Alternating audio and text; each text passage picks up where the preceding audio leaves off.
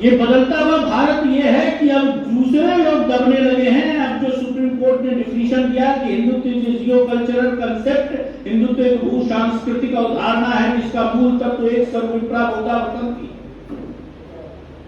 हम गर्व के साथ अपने धार्मिक स्थलों पर जाते हैं, जब देखते हैं कि काशी विश्वनाथ बदलता दिखाई दे रहा है। क्या अयोध्या में राम मंदिर बनेगा? यहाँ बैठे किस व्यक्ति को यकीन था?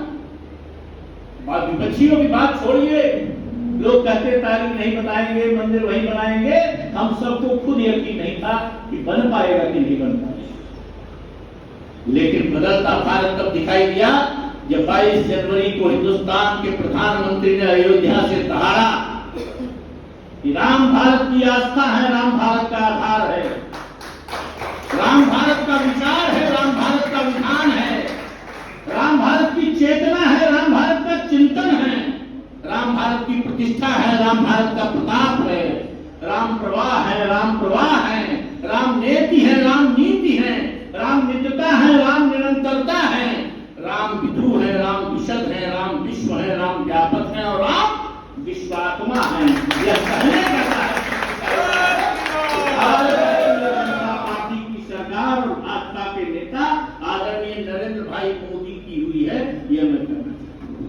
यह बदलता हुआ भारत है कि अयोध्या में भव्य मंदिर तैयार है। हम लोग मथुरा, काशी में भव्य मंदिर तैयार है और मथुरा को भव्यता देने जा रहे हैं। विंध्याचल में आप चले जाइए, यहीं पर वहां भी आपको बदलता हुआ। मेरे कहने का मतलब यह है कि मैं सिर्फ स्पष्ट इसलिए कर रहा हूं कि हम सबको पता है, लेकिन जो आज सबसे बड़ी चुनौती है, हम लोग थोड़े बहुत पराजय से घबरा जाते हैं, हम समीक्षा करने लगते हैं। Today we must be both, शपथ लें भारतीय जनता पार्टी के कार्यकर्तागण आज भी उसी से पार्टी के नेता की, किसी नेता की समीक्षा हम सार्वजनिक नहीं करेंगे। चाय के दुकान हमारे बीच में गार्जियन बैठे, एक पीढ़ी निकल गई जो इनके नेतृत्व में काम की है, इनके मार्गदर्शन में काम कर रही दूसरी तीसरी पीढ़ी। 33 साल पहले उत्तर प्रदेश के एसओसी मंत्री थे, 91 की बात क्यों नहीं सर, जिनके नेतृत्व में हम सब लोगों ने, ये भारतीय जनता पार्टी में इसलिए कह रहा हूं कि लोग आएगी कि नहीं आएगी, 27 में क्या होगा, फलाना क्या होगा। मैं कहना चाहता हूं, कॉलर के बटन खोलकर आप मन से, विश्वास से, पूरी ताकत से, अपनी क्षमता से कहिए 27 में हम फिर सरकार बनाएंगे और हम आपकी बात दूर करेंगे, हम मिलकर काम करेंगे। अटल जी की पंक्तियों पर चलेंगे कि बाधाएं आती हैं तो आए, गिरे पड़े की भोज घटाएं, पैरों के नीचे अंगारे सर पर से यदि जल आए, निज हाथों से आग लगाकर हंसते हंसते चलना होगा, कदम मिलाकर चलना होगा। अंधकार में, बीच धार में, कल कछार में, दौड़ घिरा में, पूछ प्यार में, छड़ी जीत में, दीर्घार में, जीवन के सतत आकर्षण अरमानों को दलना होगा, कदम मिलाकर चलना होगा, कदम मिलाकर चलना होगा। तो दूसरी प्रतिज्ञा ये है कि हम मिलकर चलेंगे। जब ये पेड़ हरा भरा रहेगा, मजबूत रहेगा, तो चाहे कोई टहनी पकड़ के रखेगा और चाहे उसका फल खाएगा, चाहे उसका जो भी आप उपयोग करेंगे। सबसे महत्वपूर्ण चीज है भारतीय जनता पार्टी की जीत और भारतीय जनता पार्टी की मजबूती अपने, क्योंकि ये सामान्य लोगों की तपस्या से नहीं बना है।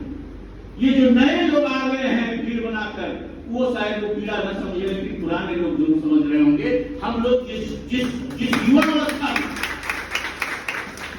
युवावस्था में जब कोई कहता है कि 27 में क्या होगा, 32 में क्या होगा, 29 में क्या होगा, तो पीड़ा होती है।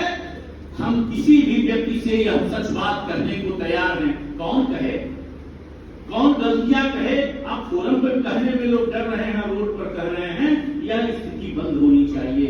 फोरम पर बात जरूर करनी चाहिए, क्योंकि हम वो लोग हैं जो गुल्लक तोड़कर 365 रुपए गुरुदक्षिणा करते थे।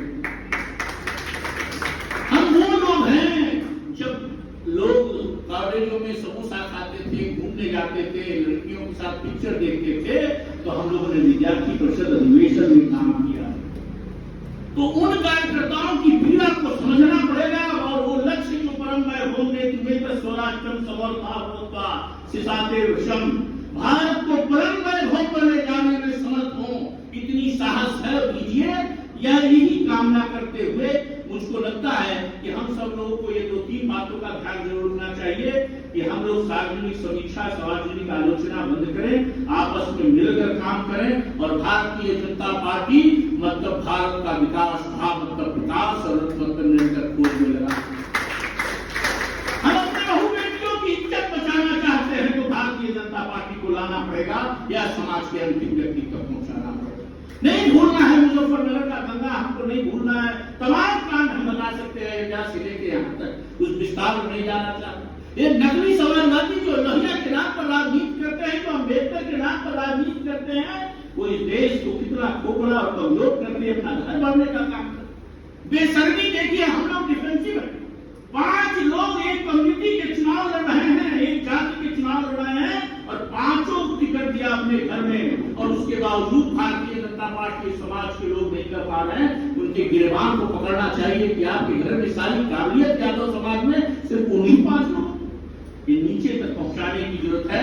मुझको लगता है कि हम सब लोगों को ऐसे समय में आदरणीय डॉक्टर साहब का मार्गदर्शन जरूर चाहिए और इसीलिए इन्हीं को सुनने हम लोग आए हैं। मैं इन पंक्तियों से अपनी बात समाप्त करता हूँ कि हम लोग निराश न हो और आगे बढ़ेंगे। फिर जैसे तीसरी बार बनाए हैं, चौथी बार बनाएंगे और आदरणीय योगी आदित्यनाथ जी और आदरणीय प्रधानमंत्री नरेंद्र भाई मोदी कम से कम कालर के बटन छोड़कर भारतीय जनता पार्टी का करोड़ों कार्यकर्ता कह सकता है कि हिंदुस्तान के प्रधानमंत्री और हिंदुस्तान उत्तर प्रदेश के मुख्यमंत्री पर चवन्नी के बेईमानी का आरोप नहीं है और जहां कुछ कभी होगी उसको फोरम पर करके ठीक करेंगे। कभी थे अकेले हुए आज इतने नहीं, तब डरे तो भला डरे। विरोधों के सागर में चट्टान है हम, जो टकराएंगे मौत अपनी मरेंगे, ये हाथ में कभी नहीं। कदम हो रहा है कभी न रुकेगा, न सूरज के सम्मुख अंधेरा टिकेगा।